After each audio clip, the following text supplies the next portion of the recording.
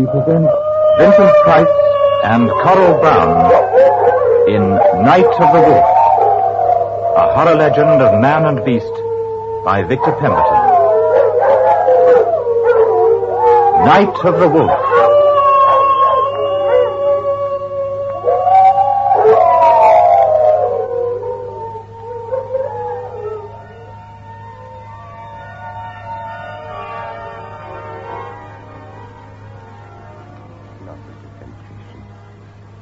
Deliver us from evil. For thine is the kingdom, the power, and the glory, forever and ever. Amen. Mr. Deacon? Mr. Matthew Deacon? Yes?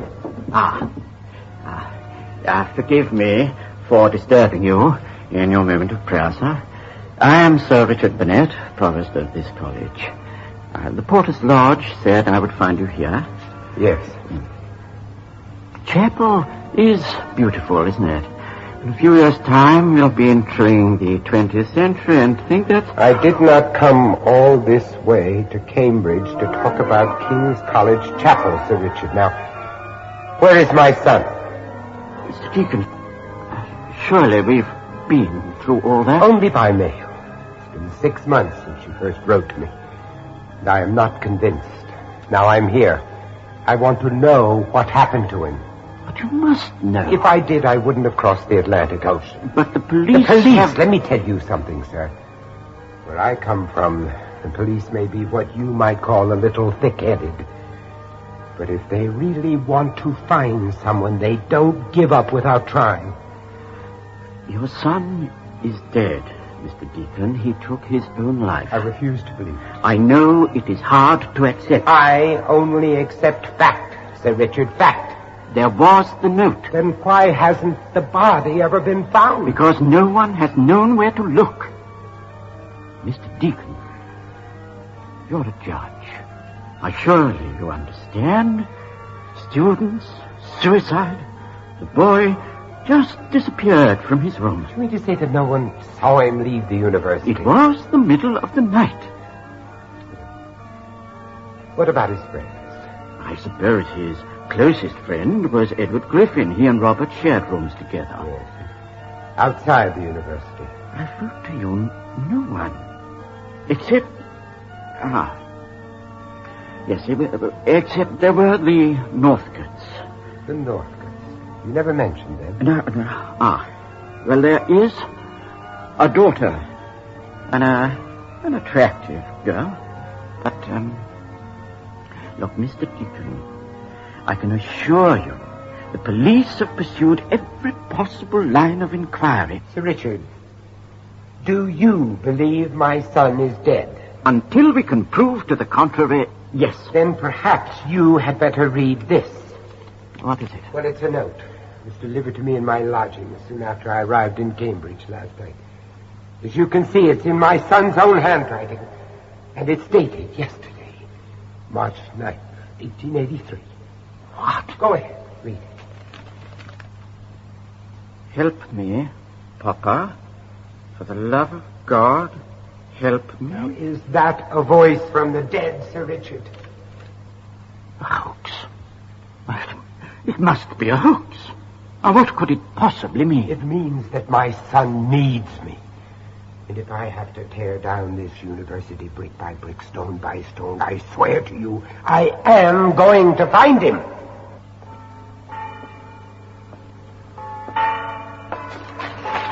Who are you? What do you want? Look, if it's money you're after, I mean you no harm, sir. I'm a friend of your son, Robert. There are things I must tell you, Mr. Deacon. Who are you? My name is Edward Griffin, sir. Griffin. Robert and I were as close as friends could be. Yes. That's why I'm as desperate as you to know what has happened to him. Young man, are you trying to tell me you have reason to believe that my son is still alive? Alive or dead, sir, I am convinced that Robert would never take his own life. If you know what has happened to my son, Mr. Griffin, then you must tell me everything you know. First, I must have your word that whatever is said between us will not be revealed to any other living person. No, you have my word. But what happened to Robert? That night he disappeared. What was he so afraid of? Does the name Dorothy Northcote mean anything to you? Northcote, yes, vaguely. Well, Robert was in love with her. She had flaming red hair that falls down to her waist like a scarlet waterfall. And her eyes. She had such a wild look in her eyes. It's so unusual for a young man to be infatuated with a beautiful girl. Robert's love for Dorothy Northcote was more than infatuation, Mr. Deacon. It was a need. We first met her at the college May ball. I don't know where she came from or even how she got there. But Robert somehow noticed her the moment she entered the hall. And she saw him. She began to mock him with her eyes. It was as though they had made some kind of contact without the need for words. From then on, Robert saw her practically every day. He became restless and tormented every moment he was parted from her. His whole being seemed to change. He even started to quarrel with me, something he'd never done before. He began to react to me, and everyone else around him was some kind of a threat. He was consumed with hate. One night, I decided to follow Robert here to this bridge. From the shadows down there by the river, it was only his reflection I could see, shimmering by moonlight into the water. But there was no mistaking Dorothy's voice. Why, Robert, I do believe you're staring at me. What is it, my dearest? What are you trying to say to me? I can't live my life without you, Dorothy. You're such a part of me now. My past, present, and future. Take me away with you, Dorothy. I beg you to take me away. Don't you understand? I couldn't bear for you to leave me alone. Oh, but you will not be alone, my dearest. Never again. No one can part us now, Robert. No one. You are my soul. I am your creation. Look down into the water, Robert. What do you see? Darkness.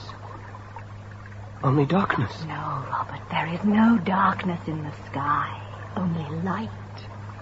The moon will protect you, my dearest. Protect you. Nothing exists. The world doesn't exist.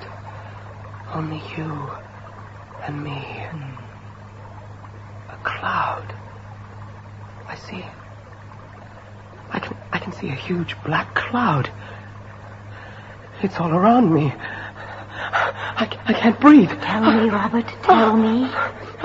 There's something there, coming out of the cloud. Two faces. They look so alike, and yet... Oh, no! Oh, take them away from me! Take them away! Look at the face. I command you to look at the face. What do you see, Robert? What do you see?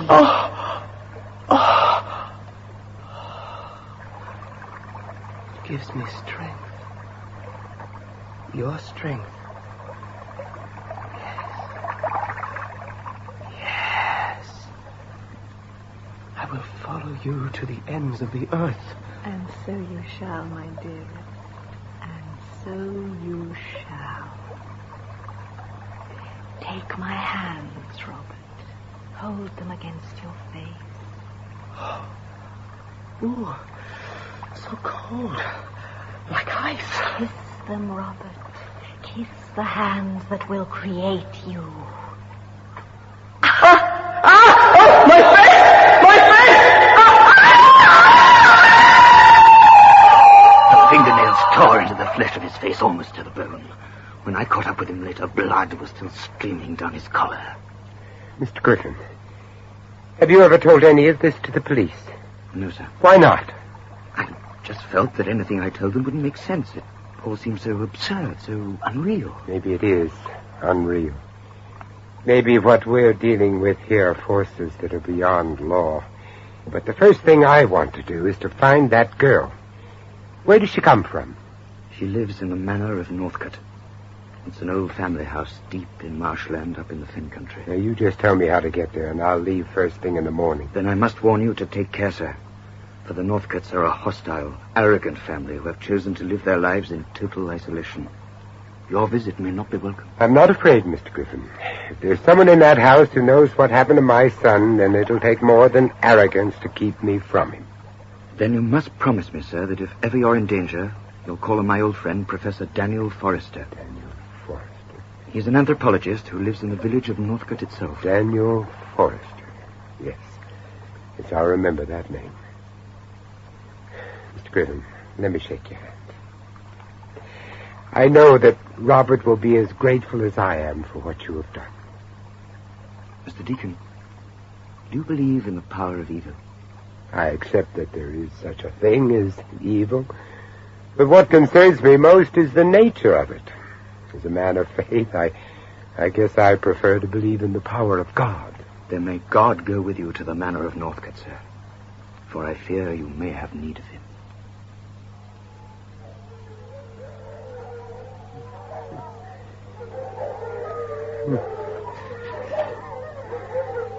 Who's there? Hello? Is anyone there?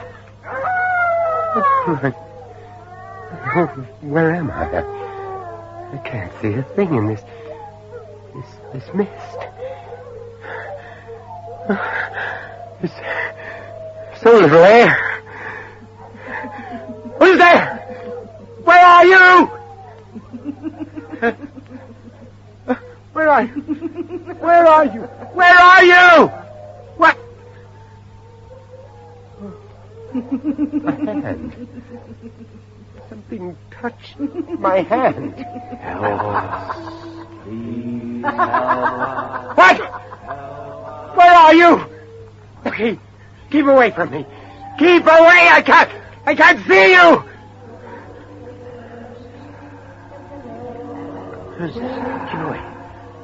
Keep away. What was that? What was that? A dog? Dog? Oh, no, my God. It's not a dog. Oh, no. Help! Help me, someone! Help me! Leave me alone! Leave me alone! Leave me alone! Leave me alone! Leave me alone! Mr. Deacon. Mr. Matthew Deacon. Who are you? I am Nicholas Northcote. Come to the house, please. My grandmother is expecting you. Why have you come here, Mr. Deacon? No, ma'am, it seems my visit was not entirely unexpected. Oh, not at all. I heard you were staying in the village. It's common knowledge you are trying to find your way out here. I'd like to know why. I'm looking for my son, Mrs. Northcote. Where is he? Your son? I don't understand. I have information that this house is the last place he came to before he disappeared from Cambridge University. Oh, yes, the student boy. Oh, the police did come here to make certain inquiries about him, but you are misinformed, sir. I do not know your son. If you'd taken the trouble to write to me in advance, you could have saved yourself a pointless journey. Then perhaps you'll allow me to ask the same question of your granddaughter. Where is she, Mrs. Northcote? Where is Dorothy? Well, Dorothy is not here. She's away visiting a sick relative in France. Are you aware that she is the last person to be seen with Robert? She was my son's constant companion. Deacon, there are many who would consider my granddaughter to be a somewhat beautiful child. It is not unusual for young men to be attracted to her. These two young people were in love, Mrs. Northcote. In love? Oh, now, Dorothy's been in love many times, but with no one but herself. You're wasting your time, sir. You have my word that, to my knowledge, your son has never been to this house.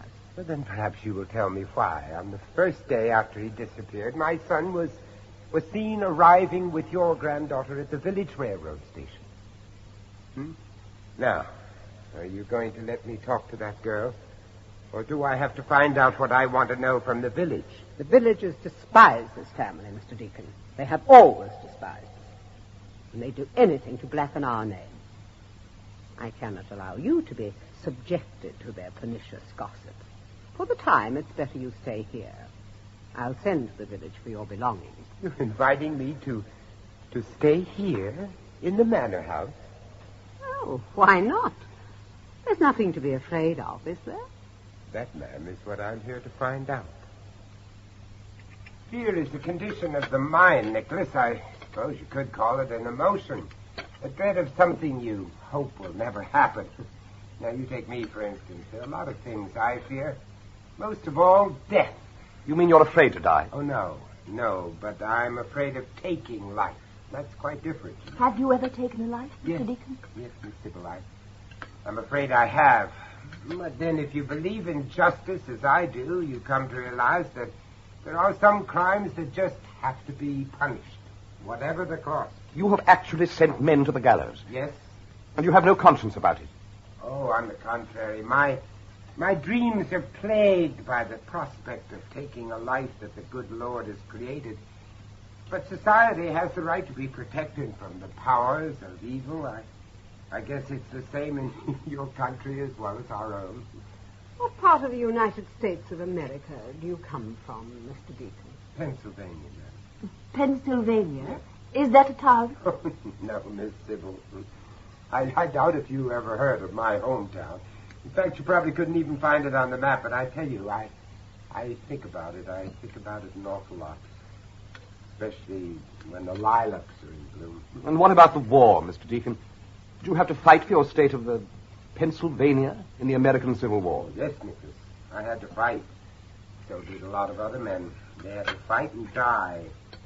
Some of them were not even as old as shoes, scrubbed faces, half-grown bristles. Nothing more than boys stepping into men's boots. You see, to us, the enemy was just a different colored uniform, that's all. We shared the same blood. We had the same hopes. I never did understand why I was asked to kill a man when I didn't even know the color of his eyes. But then if you're a man like the late President Lincoln, I guess you'd be willing to sacrifice anything, even your own life, if it's for something you really believed in. Tell me something. How do you manage to run a house like this without servants? Servants? Yes. Even if you get them to come out here, I can assure you they'd never stay. Oh, why not? Because it would intrude upon my grandmother's privacy. Nicholas, what my grandson is trying to say, Mr. Deacon, is that the Northcotes have lived in this house since it was first built.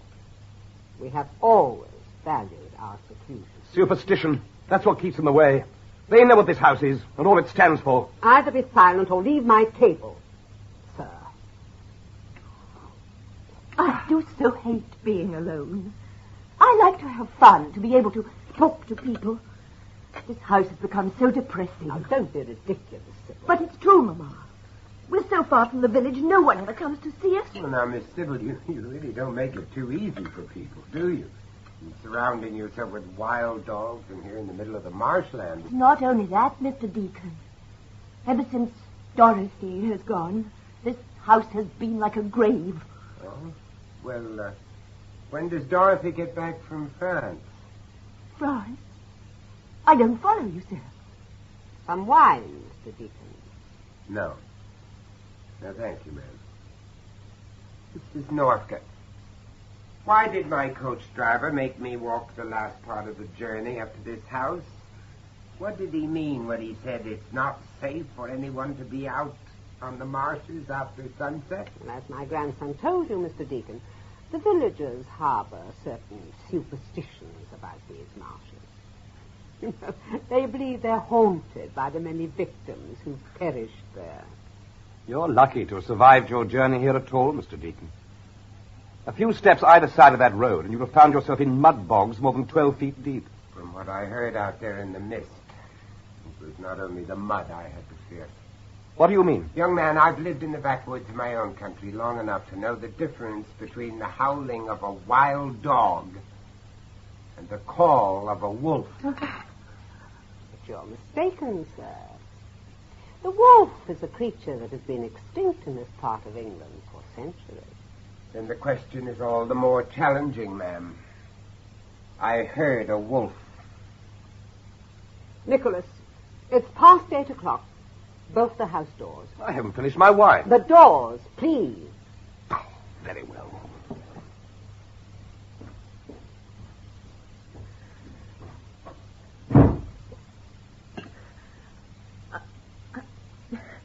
If you'll excuse me, I have things to do in the kitchen. Good night, Mr. Deacon. Oh, good night, Mrs. Norton, what are you all trying to hide from me? Hide? I don't know what you're talking about. If Robert and Dorothy were seen together, then I want to know where they went. I cannot tell you. because I simply do not know. Dorothy must have talked about the boy. Dorothy never so much as mentioned your son's name to me. We can't even be sure that they ever met. But then why won't you let me ask her for myself? How many times must I tell you, sir? My granddaughter is not here. Sooner or later, you're going to have to accept the fact that your son is dead. Why, even the police have concluded their investigation. Mrs. Northcote, I refuse to believe that my son is dead. Now, I don't know what went on between these two young people, but I promise you, I will never rest until someone tells me the truth. Then I pity you, sir. For in the journey to truth, there can only be pain. Mr. Deacon. Mr. Deacon. Oh, Miss Sybil. Well, isn't it late for you to be up? I had to see you, Mr. Deacon. I had to talk to you. There are so many things you should know. What are you talking about? Dorothy loved him, you know. She really did love your son. So he was here. Miss Sybil, why is your mother trying to keep it from me? No, you mustn't blame her. She has to be strong to protect us. Now, you listen to me. What has happened to my son? Where is Dorothy? They used to come here, to the long gallery. It was the only place they thought they could be alone. But they were wrong. There are eyes watching us all the time, listening to everything we say. You came here to tell me something, Sybil. What is it? Dorothy. Yes, where is Dorothy? She is such a beautiful child. Oh, so alive, Mr. Deacon, so alive. Oh, it's cold. Oh, will this house never be warm? my jacket. No. But you'll catch a chill. I must go now. No. If Mamma knew I was here to No, watch Miss it. Sybil, don't go. Not yet. Tell me about this gallery, the portraits around the walls. Who are they? They're my ancestors. Aunts, uncles, cousins, great-grandparents. They're all here. Hold the lamp higher. Do you see how the light brings them to life? Do you see how they mock at us? The most extraordinary collection of paintings that I've ever seen. Their features. They're all identical. The same color hair, the same fixed expression, and yet it's something more. You can almost feel their hostility. And over here, this vast portrait. What kind of a man is this? Oh, do not mock at him, sir. Do not mock at John Northcote. It is he who first built this house nearly 300 years ago. A house he has never left. Look at it. The most unnatural, the most grotesque features I've ever seen created by an artist. That long red hair down to his shoulders and the same fixed expression, just like all the others. As though he is staring straight out at us. It is a portrait that was undertaken after the death of John Northcote. It is the face of a dead man. Oh, no. Why have you blown out the lamp? There is no need for light. The moon. See how the moon strikes down through the window to his eyes. Look closely at the eyes, Mr. Deacon. A wild look. Cold, demanding. And his hands. Look at his hands like claws. He will eat your soul. The wolf. Sybil! The next time you disobey my instructions, madam, your door will be locked from the outside. Do you understand? Then go to your room. Don't bother to lie to me anymore, Mrs. Northcote. My son was here. Your daughter has told me all that I want to know. My daughter has been a widow too long, Mr. Deacon. It has affected her mind. I must ask you to accept whatever she has told you with the contempt it deserves. Good night, sir. March 12th, 1883. Northcote Manor is the house of dark shadows. Its gray stone walls tower over the marshlands like a monument to the devil himself. Doors are bolted. There are iron bars at every window. Plates of raw meat are left outside the house to feed the wild dogs who roam in the night. What secrets are they keeping from me? Everywhere I go, I seem to be a prisoner. Every room is alive with whispers, and I feel an atmosphere of such hostility that I now suspect even my own shadow. And yet, there is something more.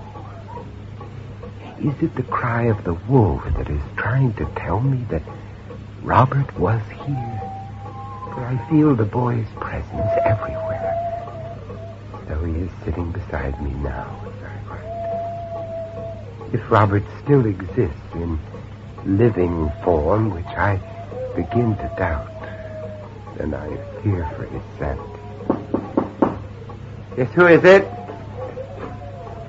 Oh, Nicholas. Is anything wrong? I saw the light under your door. I thought you might care to join me in a glass of brandy. Oh, no, thank you. No, I don't drink.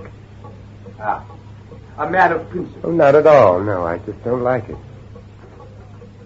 I envy you, sir. Alcohol is my only release from this house. Ah, so you keep a diary? Yes, I was just completing my entry for the day. You record everything that's happened to you during the course of the day? And I do my best. Why? Well, I suppose you could say that a man who spends most of his time in a court of law has a need to write down the things that he's, well, likely to forget. I doubt you will ever forget what you see in Northcote Manor, Mr. Deacon. Don't stare at me like that, sir. Well, I'm sorry. I guess it's just that I'm fascinated by the family resemblance. Your mother showed me the portraits in the long gallery. My mother is mad. Quite mad. There is madness in all of us here.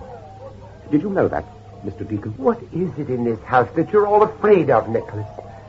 Something that you're too afraid to admit, even to yourself? I don't know what you're talking about. Where is my son, Nicholas? I don't know, I tell you. Why is it necessary to have iron bars up at the windows, Nicholas? Is it to stop something from getting in, or to prevent someone from getting out? Ask my grandmother. She is the only one who answers questions in this house. Who are the intruders you fear so much, Nicholas? Why won't you tell me? The only intruders on these marshes are we who live here. It is the dead who watch over Northcote Manor. They watch and despise. I have heard it said that to hear the call of a wolf is to hear the call to one's own death. I don't believe in superstitions, Nicholas. I only believe in what I know exists. It's the first night of the full moon. I will advise you to keep the curtains drawn, sir. The light will disturb your sleep. Are you a man of faith, Mr. Deacon? When you get to be my age, you realize faith is one of the things you can't live without. And it wasn't until tonight that I knew my son felt the same way. What do you mean? I found this copy of the Bible at the side of my bed. Shall I read you what it says on the inside cover? To my dear son Robert, from your loving father, April 4th, 1870. I gave this to Robert on his 5th birthday. If you change your mind about that brandy, I'll be downstairs in front of the fire. Are you so afraid to sleep, Nicholas? Northcote Manor is not a place for sleep, Mr. Deacon. It never has been.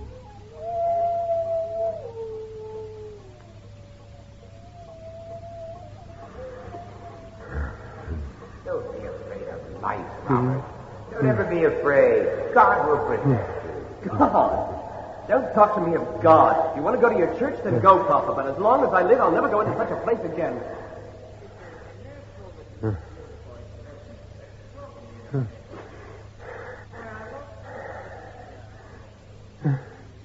The wolf is a creature that has been extinct in this part of England for centuries.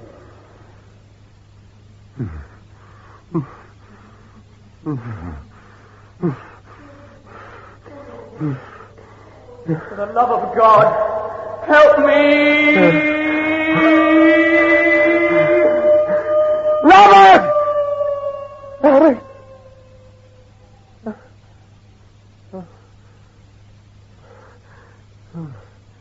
You must be getting old. It's only a nightmare, you know. Only a nightmare. What's going on? Who's there?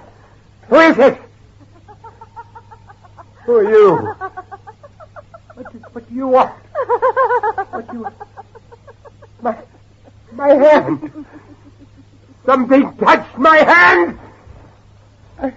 I can't see anything. It's so dark. I must get to the door.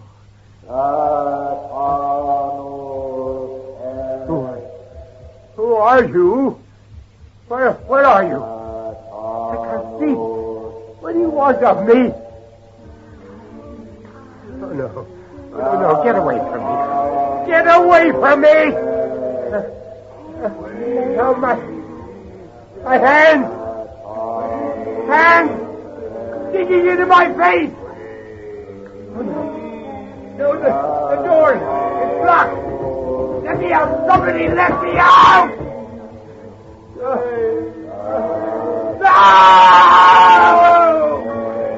What happened? Gone.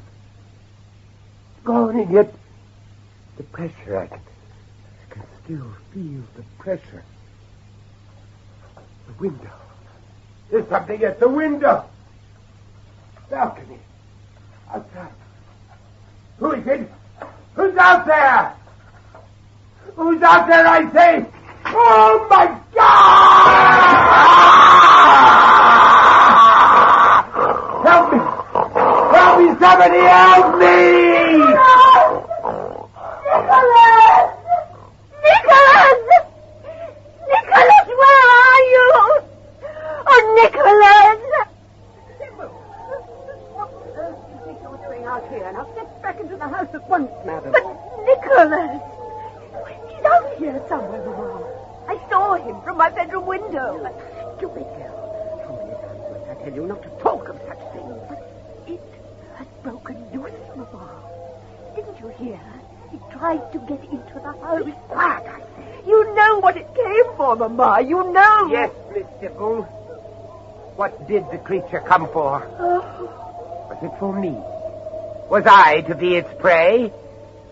And why was it only your voice that sent that creature racing off into the marshes like a bewildered rabbit? Mr. Deacon, if you are to remain a guest in my house, you will have the courtesy to respect my wishes. During the hours of darkness, it is unsafe for you to step outside the house unattended. Believe me, I tell you this only for your protection. And is that why you locked me in my room, then? Was that for my own protection? You are mistaken, sir. I did not lock you into your room. Then why did I have to break down the door to get out? Take a look at that window of mine up there, Mrs. Northcote. Tell me what kind of an animal is it that has the strength to tear down iron bars as though they were made out of matchwood? What I saw up there in the dark was neither man nor beast. It was of a shape and size so unnatural. The blood in my veins turned to ice. Mr. Deacon, your life was never in danger. My gamekeeper, Mr. Morris, is employed to protect the house at all hours of the day and night. What is it he protects you from, Mrs. Northcote? Is it from the wild dogs, for whom you leave out plates of raw meat every night? Or is it from the wolf, a breed of animal that has been extinct in these parts of the country for centuries? I have nothing more to say to you, sir. Did this same creature come for my son, Mrs. Northcote? Did he come to that room where I found my son's Bible at the side of my bed? Good night, Mr. Deacon. Come, Sybil. Did it come for my son as it came for me, Mrs. Northcote? For if none of you are willing to tell me the truth, then I swear to you, in God's name, I'll find someone who will.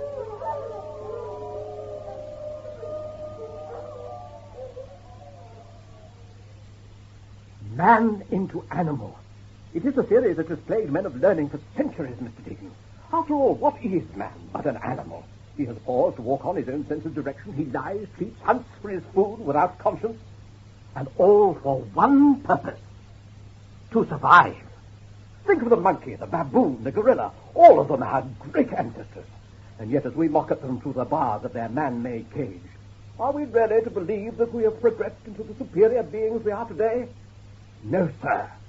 We are superior only in objective, not in development. Even Mr. Darwin made that abundantly clear in his recent thesis on evolution. Man into animal. Are you offering that as serious scientific theory, Professor Forrester? Well, suppose you tell me what you think it was that tried to break into your room last night. You're trying to tell me that it was some kind of half-human animal? The Fenlands have always suffered their share of superstitions, but none more strange or difficult to understand than that of the werewolf. Werewolf? Werewolf here in the middle of the English countryside? Oh, we scientists have invented a respectable word for the study, you know. Lycanthropy. The transformation of man into wolf creature. As you can see by my collection of books here, I've been absorbed in the subject since my student days in anthropology at Cambridge. Now, look, even I know that the origins of lycanthropy are found in the myths and legends of all European folklore. But what you're asking me to believe is that there actually exists a living human being that is capable of physically transforming itself into a wolf. Even scientists have to accept that there are some phenomena which simply defy the laws of nature. I'll show you what I mean on this wall sketch. Oh, now, is that anything like the creature you saw last night? My God. It's incredible. This is no myth or legend, my friend. It's a composite drawing taken from the descriptions of those who have actually seen the wolf creature. Not a man, and it is no animal. If I hadn't seen it with my own eyes, it has the skin and hair of an animal, but those eyes. It has such a wild look in its eyes. A creature whose natural strength is more than quadrupled during the period of transformation. It defies all known scientific laws. Professor, do you believe in life after death? That's an odd question. I don't know, really. But I suppose if you believe in God, then you also believe that life doesn't end with death. Why do you ask? Well, I was just thinking, there must be an awful lot of people who have a need to make contact with the life hereafter. I mean, either through grief or as a way of using the dead as a weapon against the living. Witchcraft? Witchcraft, black magic, satanic ritual, call it what you will. But believe me, I have seen the effects that all of this can have on the human mind. Ordinary men and women tearing themselves apart because they are indulging in things that they do not understand. You think some kind of bestial witchcraft has been used to create a phenomenon like the werewolf? Man cannot create his own image. Only God can do that. But devil worship can create a madness that will make you deny the existence of your own soul. You know, I once met a Red Indian witch doctor who claimed that he was able to make contact with the devil merely by staring up at the moon all night. The moon? Stare long enough at a full moon and you can almost hear it. A voice calling in the night. Mr. Deacon, I think you should know. The wolf creature is seen only during the hours of a full moon. Professor, when was the existence of this creature first established? There are documents in the village church which suggest that the first victim was struck down on the marshes during the time John Northcote was building the Manor house. That was back in the early part of the 16th century. How much do we know about the first John Northcote? I mean, what kind of a man was he? Oh, quite a tyrant of his day. The villagers are convinced it was Northcote himself who was cursed into a wolf creature by a band of traveling gypsies who had a grudge against him. We can't prove that, of course. No.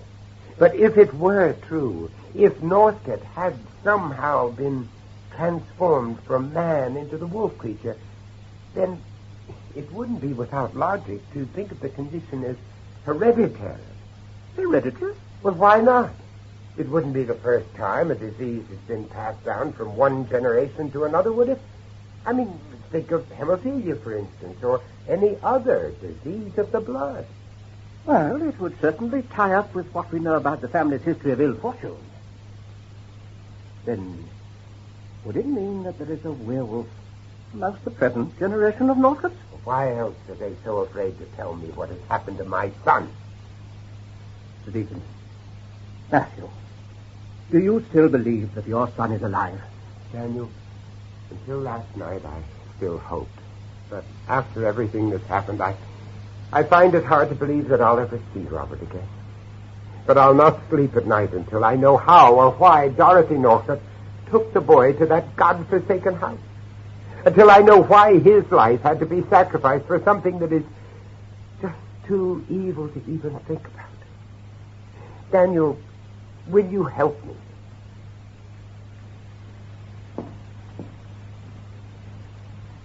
Ever seen one of these, Matthew?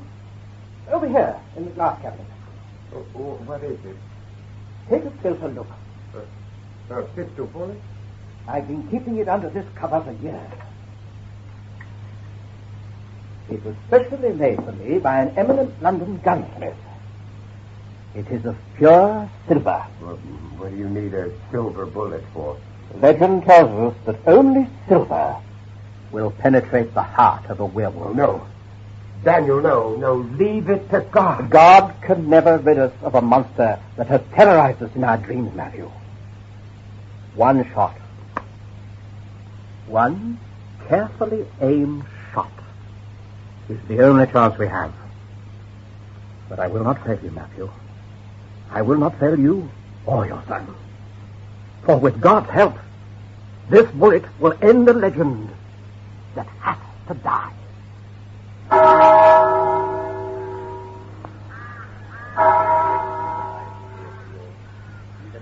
It's Maggie Foster's funeral, God rest her soul.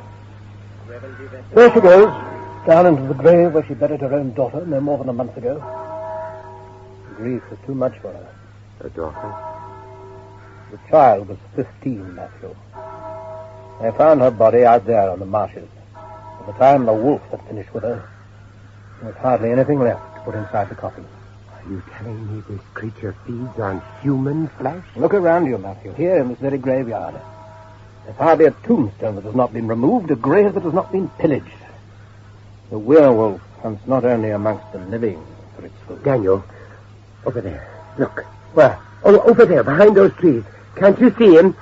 It's Nicholas Northcote. Northcote? Yes. Where? He's gone.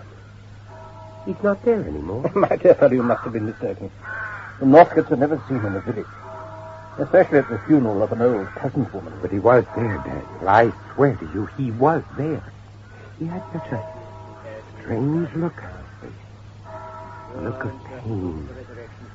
Why, Daniel? Why?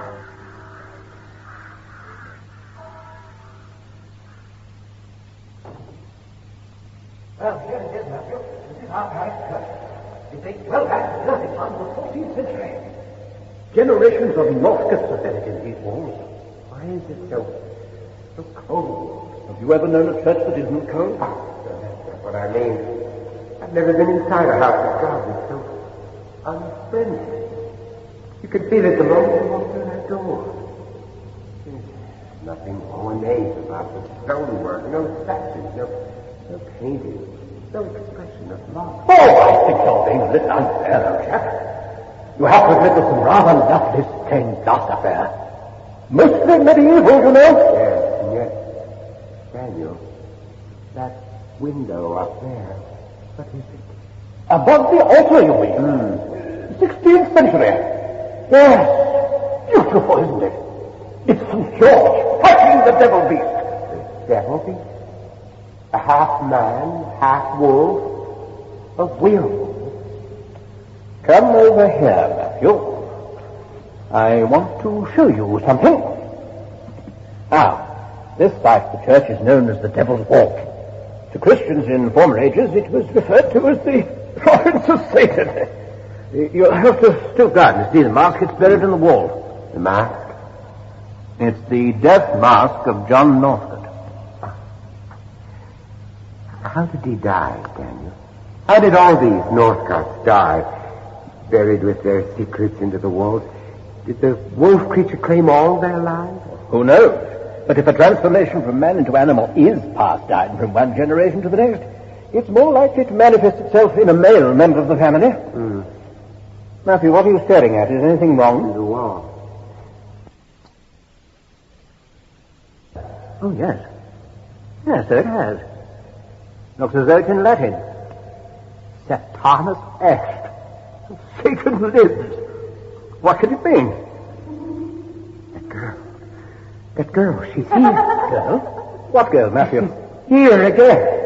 Can't you hear her? Well, you must hear her, Daniel. You must. I can't hear anything. And that smell of perfume. It's her perfume. Matthew, my dear, come here. Now listen to me. Up there, the window above the altar. Oh, they're here, Daniel. Can't you hear them? Can't you feel the freshness? It's all around us. I can't get out of here. I can't breathe. I can't breathe.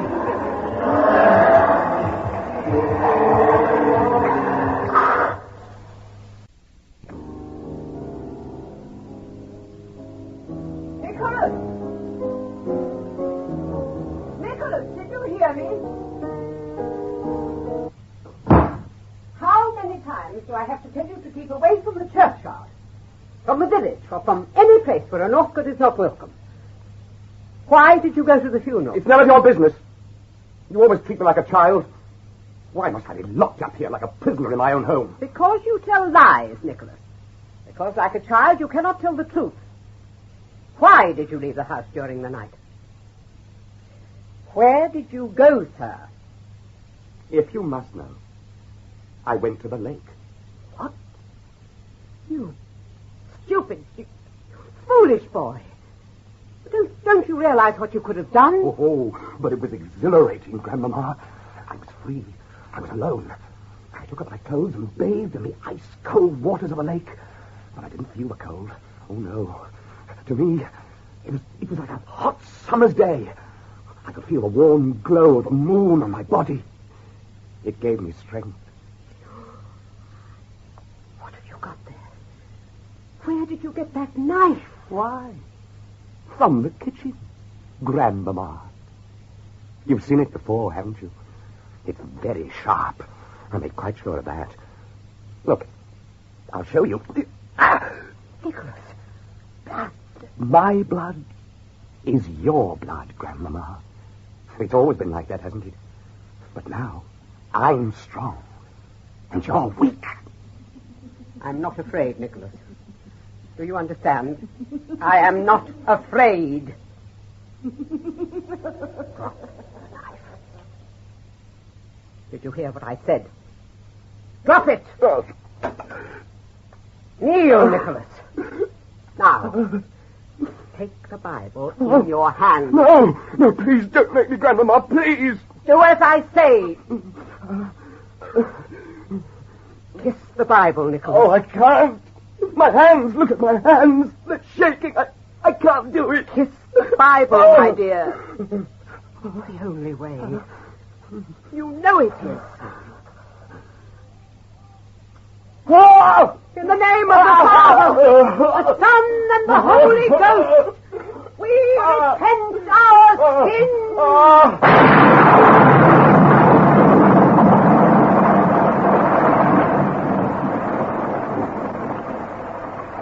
A wolf creature? Aye, I've seen it all right. Just thinking about it keeps me awake at night.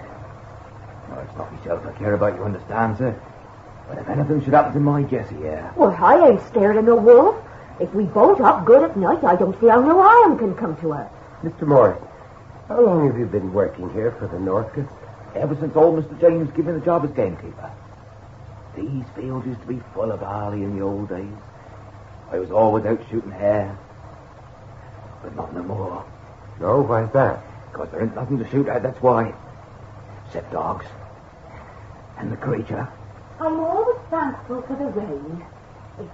It makes us feel safe.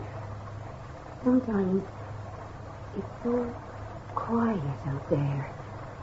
No birds, no breeze. Just a feeling you're being watched. And I hate the moon. Mrs. Morris, do you think your husband would tell me about the night he saw the wolf creature? No, sir. Oh, don't ask him, please. I beg of you. For time in my life, I'm doing my best to forget. Oh, please, Mr. Morris, try to understand. It's terribly important for me to know. Please. Well, it was years ago. Must have been winter, because I remember the hoarfrost on the trees. I was down by the lake, fixing up my gin traps for the night. It was already dark, and the mist was coming down thick. I started to make my way back toward the cottage. Who's out there? Who's there? But only when the moon suddenly cut through the mist that I saw her standing there, on the path, right in front of me. Miss Dorothy? She was always one of the most beautiful children I ever saw. Flaming red hair down to her shoulders, with eyes that stared right through you. Good evening, Morris. Miss Dorothy, what are you doing out here on your own at this hour of night? I've been for a walk. You ought to be tucked up in your bed a long time ago. I've been for a walk all alone. What will your mother have to say about that, my dear? I saw my father. He talked to me. Oh, don't say things like that, Miss Dorothy. Your father's been passed on a long time, you know you. Why, I doubt you could even remember what he looks like. Oh, but I do. He has red hair, just like me. He's very old, much older than Grandmama. A long time ago, he built our house. Did you know that? What's that? Yeah, there's something in the bushes over there. You mustn't be afraid, Mr. Morris. I'm not afraid. Miss Dorothy? Miss Dorothy! Well, come back here, Miss Dorothy! Oh, God!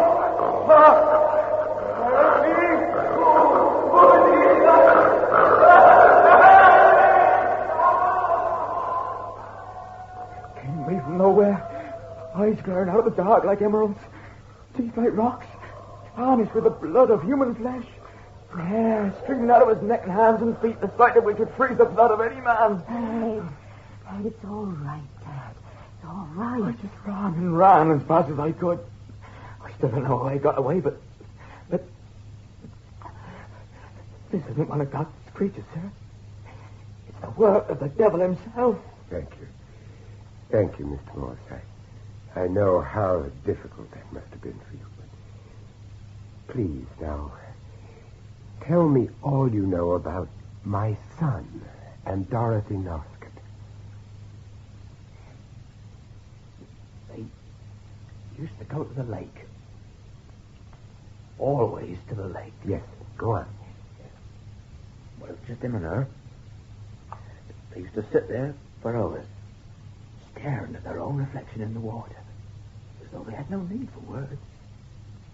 But never till the sun went down. Even when she was a child, she could never bear the sun on her precious skin. It stopped raining. Oh, please, Mr. Deacon. Look, you ought to be going now. It wouldn't be wise to stay out after dark. Mr. Morris, if you want these marshlands to be a safe place for you and your wife to live in, if you want to be able to breathe God's fresh air without the constant fear of things unknown, then you must tell me what has happened to my son. Is he alive? Or is he dead? Matthew, the police knew we were desecrating a private grave in the middle of the night. You don't imagine I like the idea myself, do you? But if what Laura's told me is true, if the Northcotes have buried Robert here... If Robert is here, then What's the use of exhuming his body? It'll only bring you torment for the rest of your life. No, you're wrong, Daniel. If the boy is here, then at least I'll know that my search has come to an end. All I can do then is to leave him to rest in peace. Peace? What peace is there for any man when he's not safe, even in his own grave? Daniel, the only thing I regret is that I never did enough for that boy of mine. I paid for his education, his food, his clothes. But perhaps when he needed me most, the judge was just too busy listening to other people's problems. He forgot that he had some of his own. It's a full moon again tonight.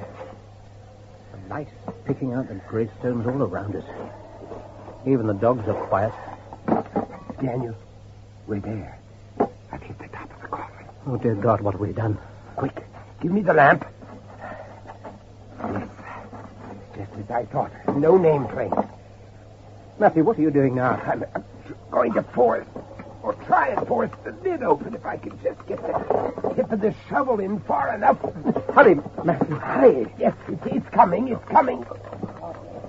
Matthew. The wolf. Can't you hear it? It's creeping into the grave somewhere. Now. Matthew. We've got to get away from here. The wolf, Matthew. The wolf. What is that smell? Perfume. Oh. It isn't Robert. This is not my son. Who is it, Daniel? Who is it? It's her, Matthew. It's Dorothy Northcote. Or what the wolf has left of her.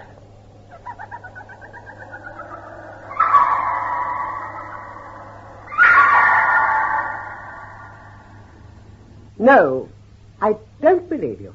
I refuse to believe. Why didn't you tell me? Why didn't you tell me that your own granddaughter was buried in that coffin with barely enough flesh left on her bones to feed the worms? Sacrilege. You've committed sacrilege, Mr. Deacon, and God will punish. But he has punished me, Mrs. Northcote. He's punished all of us. Look at this house, everything about it. Where is God's light? Where is the pure air he gave us to breathe? Why do the dead thrive here and not the living? I did not ask you to come to this house, Mr. Deacon. You came of your own accord. How long has she been dead, Mrs. Northcote? Was my son with her when the wolf attacked? Stop this. Stop it, I say. Mrs. Northcote, I want to know. Mr. Deacon, may I remind you that I am not obliged to answer your questions. This is not a court of law. I do not stand accused before you. Where is my son? What dark, nameless pit have you thrown his remains into? Your son is dead, sir. Are you not man enough to accept the truth? If he is dead, ma'am, then it's not only truth I'm looking for, but justice. Justice? There's never any justice in this world, only sacrifice. And I have sacrificed a great deal in my lifetime, both as a wife and a mother.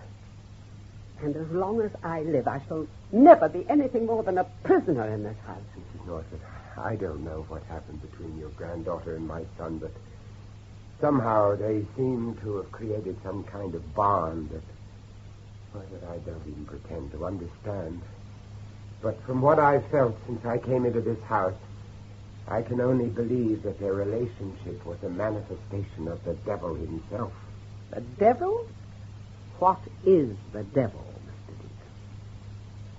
Is it some kind of a demon with horns on its head and a pointed tail? Or is it that creature out there which haunts our lives every night of the full moon?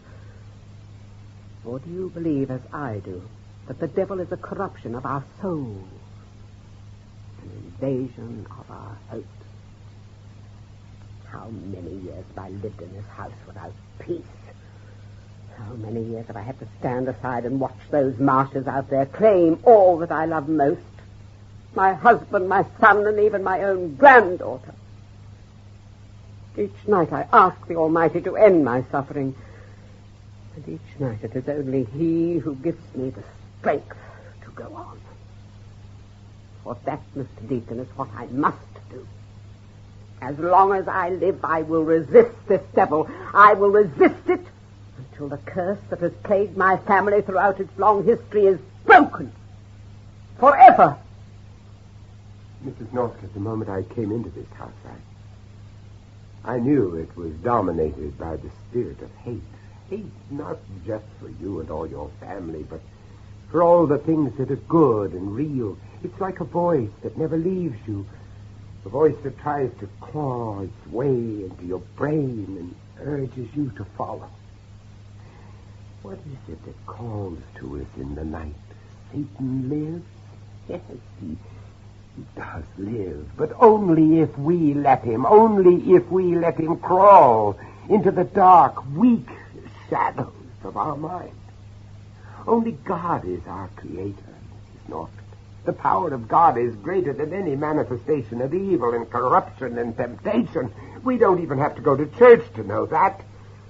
Nothing will ever convince me that faith can't destroy evil in whatever form it takes. It was faith that brought me to this house, man.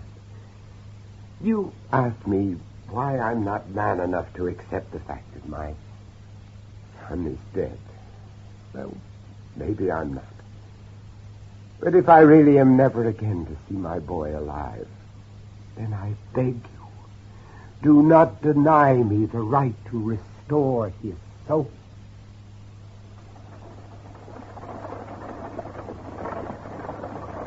Whoa now. Well, this is it, Matthew. Northcote Lake. It's beautiful, isn't it?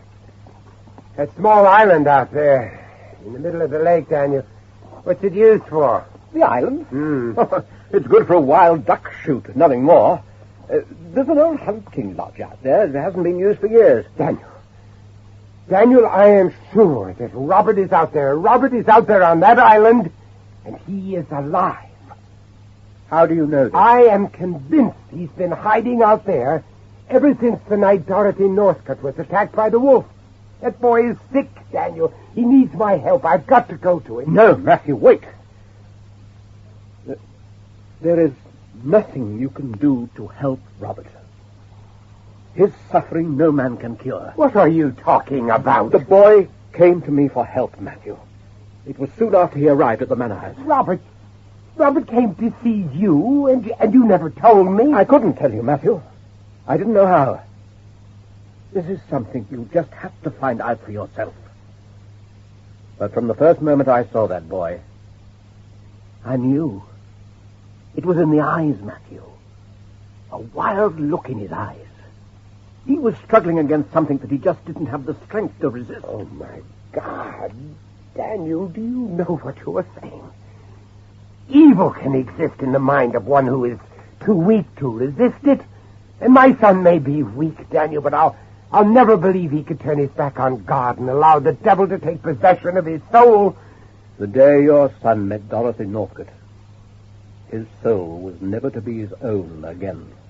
I'd like to think you're wrong, but the only way I can prove it is to go out to that island. If you go out there, Matthew, it could be your own life that you're putting at risk. Well, then it's a risk I'll have to take.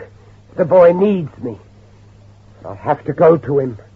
And I must go out to that island, and I must go alone.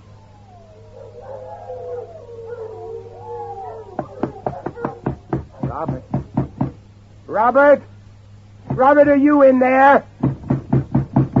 Oh, please, son, if you're in there, open the door. Locked. Wait a minute. It's bolted on the outside.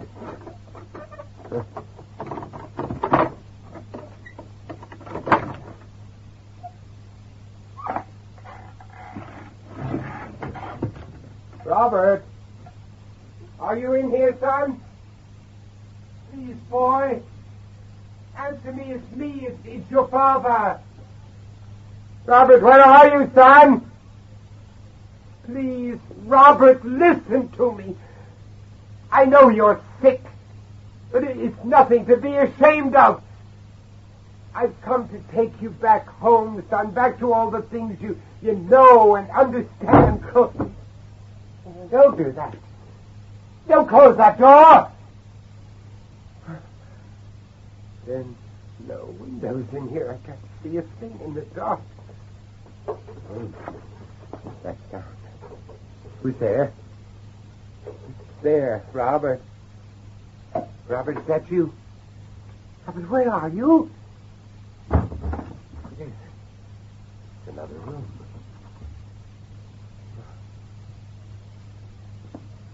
Robert? Are you in there?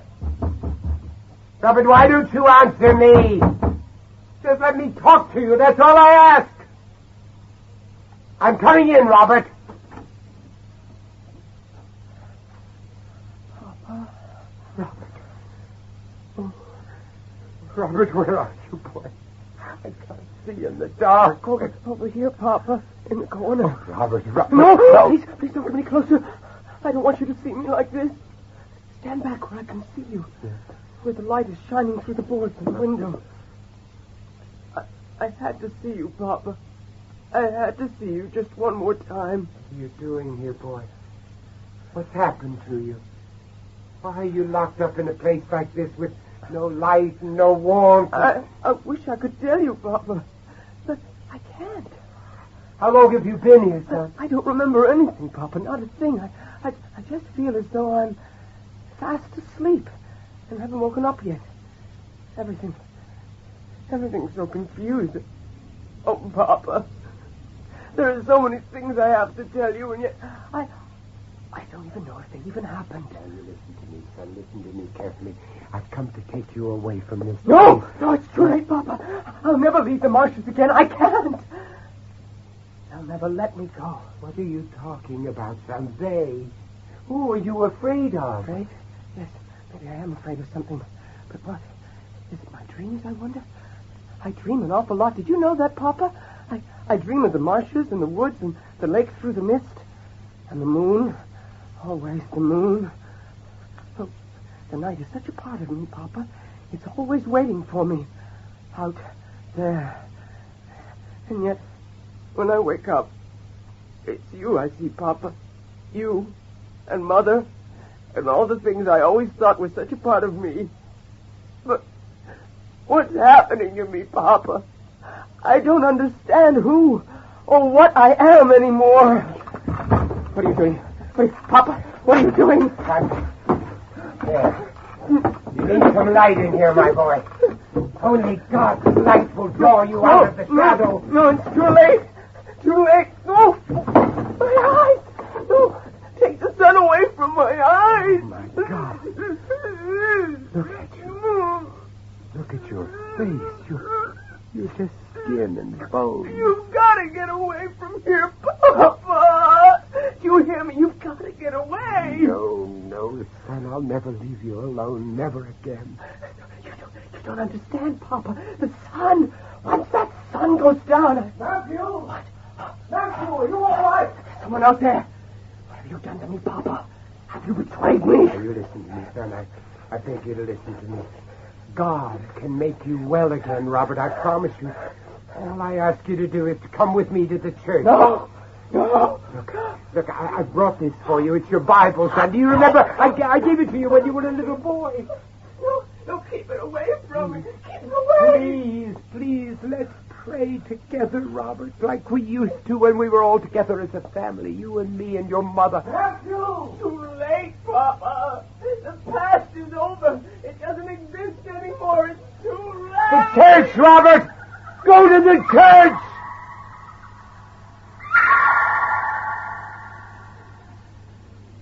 You're a fool. Don't you realize what you've done? By setting that boy free, you've made the world unsafe for all of us. Nothing you have said has convinced me that the boy I saw out there on that island is capable of killing anything. But he has killed. He will do so again. Don't you understand? On the first night you arrived here, it was your own son who tried to break into your room. Oh, no. Do you think I enjoyed locking him up every full moon? It was not just for our protection, but for his own. You had that boy caged up like an animal. No boats can contain the fury of the devil. You talk to me of the devil's fury. Well, let me tell you something. You need go no further than the village church to know what devil has thrived on the blood of its generations. The same devil that has urged your own grandson to the edge of madness. No! Do you think I haven't seen Nicholas out there in the mist at night, staring up at the moon, as though it was some kind of a voice calling to him from out the night? Nicholas was saved from damnation only by my sacrifice. God protected him through me. The devil created a monster in his own image from your family, Mrs. Northcote. Yes, but not Nicholas. It was through Dorothy.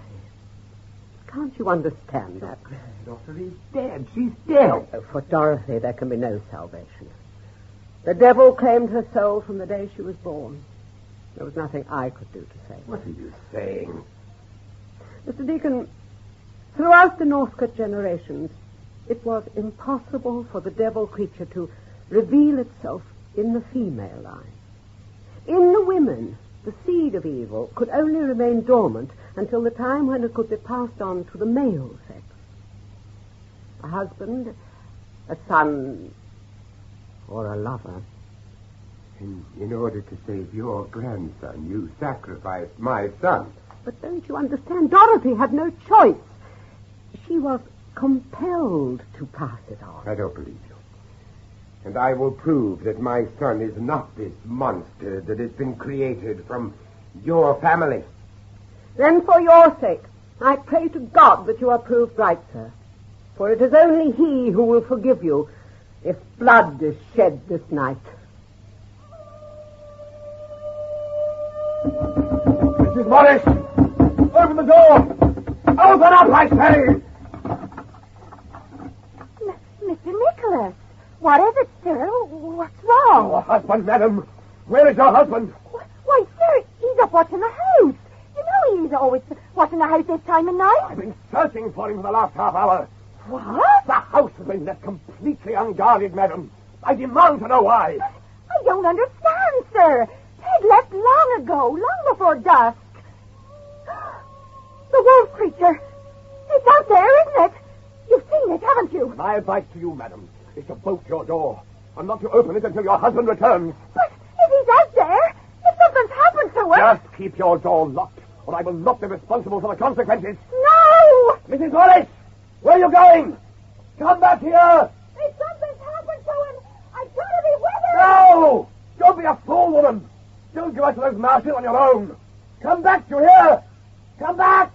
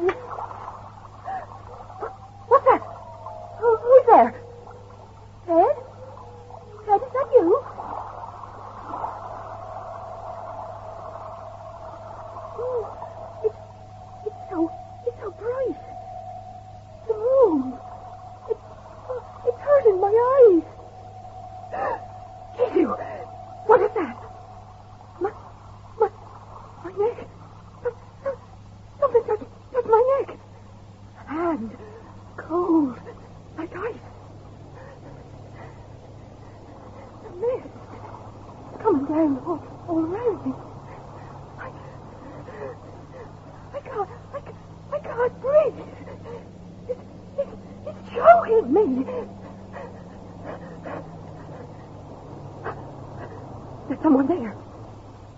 Yes, through the mist. Came by the light. They're coming this way. Ed? Ed, is that you, my dear? No! Oh! No! Don't touch me! Oh, please, don't touch me! It's not possible. It can't be you! It can't! Help! Somebody help me! I can't move!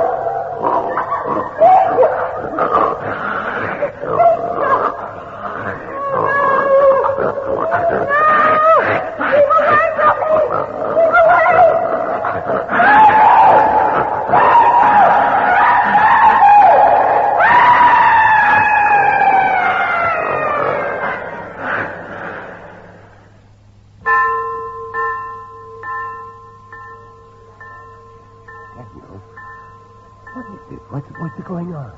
Jesse Morris was attacked by the wolf creature last night. They found the remains of a body in marshland down by the lake. My God. The villagers are organizing a search party. They didn't realize their shotguns are quite useless against the creature. We've got to get to the boy before they do. No harm can come to him until the sun goes down. There's nothing you can do to save Robert now. Oh, but there is, Daniel. There is. Don't you see?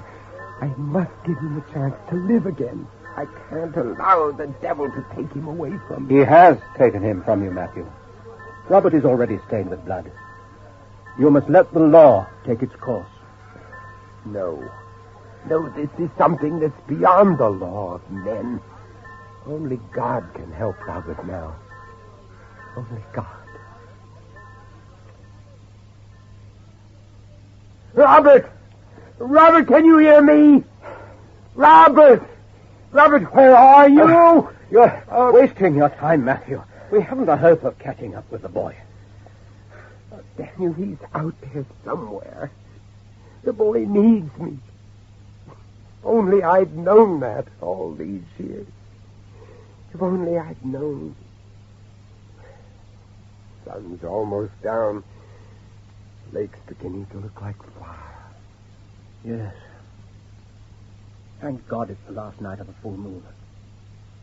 We haven't much time. You know that, don't you, Matthew? Daniel, what am I to do?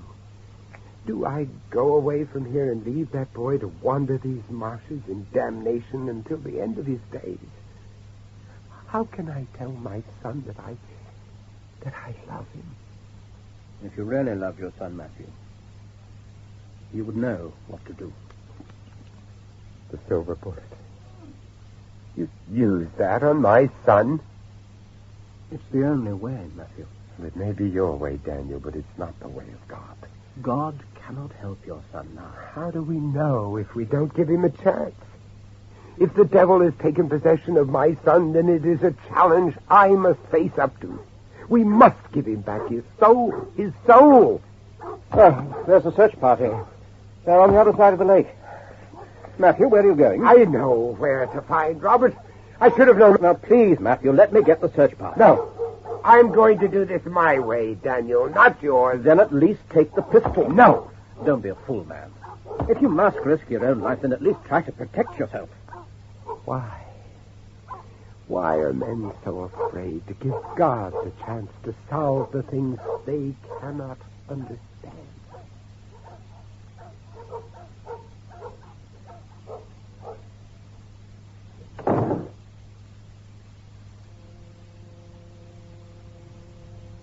Robert? Robert, are you here, son? Robert, where are you, boy? Papa? Robert. Oh, son, I knew you'd be here. I knew you'd wait for me here in the church. Look at me, son. We've no time to lose. Last night you killed someone. Now you must understand that. And those dreams, you remember those dreams you told me about, the nightmares? Well, somewhere in the dark shadows of your mind, something is telling you to kill, Robert. To kill for the sake of killing. And that's wrong, isn't it? Isn't it, boy? We both know it's wrong because that's what I've always tried to teach you. What God has always tried to teach us all. You have to resist evil, Robert. You have to resist it in every way you know how. No, don't turn away. Look at me, son, and listen. From now on, you must allow only my words to enter those shadows. Do you understand? Do you understand that, Robert? Evil can only possess one part of your mind, not all of it. Rid yourself of this tormentor. Let in God's light and truth and your own understanding of what you've done. Dorothy! What are you trying to say? Dorothy! Dorothy! Robert, Robert, Dorothy's not here. Now, don't listen to her. She doesn't exist. Fight her, son. Fight her. Fight her. Dorothy! Don't move away from me, Robert. Look, here. It's your Bible. I brought it so that we can pray together like we used to. No! There's nothing to be afraid of, Robert. Not here. Not in God's house. No, don't turn away. Don't look at that window. The devil beast is in that window. It's only you and me now, son. You and me. Dorothy! The perfume. Now, hold on to me, Robert. Do as I say. Take hold of my hand. Like ice. My hands, Robert. You're hurting them. My hands, Robert. You're breaking my hands. Dorothy! Oh, yes. I hear you. No, Robert. Don't look up at that stained glass. Don't look up at that devil's window. Oh, the moon is lighting up the whole church. Get out of the moonlight, Robert. Keep away from the shadow of that window. It's the devil, Robert. The shadow of the devil creature. Oh, my soul, Dorothy! Your creation! No, Robert, resist the devil. Don't look at the moon. Resist them, Robert. You're not an animal. You're one of God's creatures.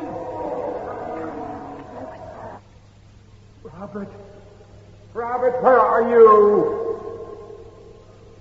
Oh no, Robert, no! Robert, listen to me, listen carefully. They can't take you from me. Do you understand what I'm saying? They can't take you. No one can take you away from God, Robert. Only He is your creator. Can you understand that, Robert? Can you? This is your Bible, Robert. Can you see it? I'm holding it out for you. I'm going to pray for you, son. I'm going to pray for both of us.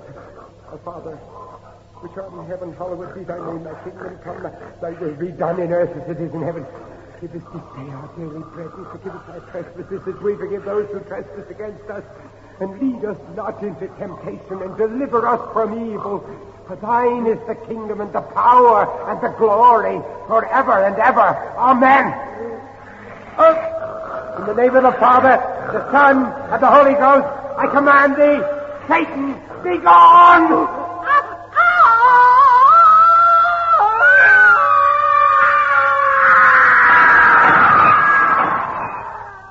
The window! Hand that perfume. No. Daniel, no.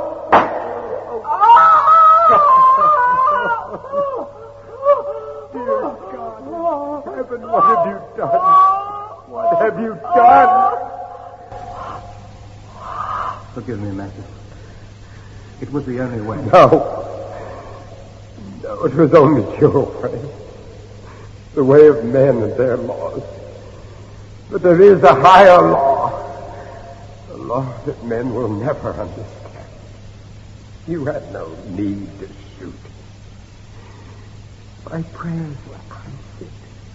His soul has been restored to him. It was my bullet that saved your life. I wonder. Matthew. Look. The transformation. It's beginning to reverse. Look at the eyes and the hair. The whole physical structure of the wolf is changing back to its human form. Robert, my son. Somewhere in the dark shadows of his mind, he heard me. He heard the words of the Lord. And he understood.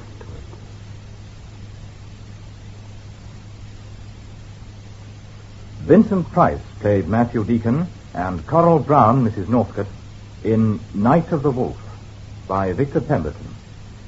Professor Forrester was played by Hugh Manning, Sybil Sheila Grant, Robert Peter Whitman, Nicholas John Rye, Dorothy Elizabeth Proud, Jessie Norma Ronald, Ted Paul Gaiman, Griffin Michael Cochran, and Sir Richard Burnett Hayden Jones. Technical assistants Jock Farrell, Master McCuish, Alistair Wilson, and David Hitchinson. The play was produced by John Tidyman.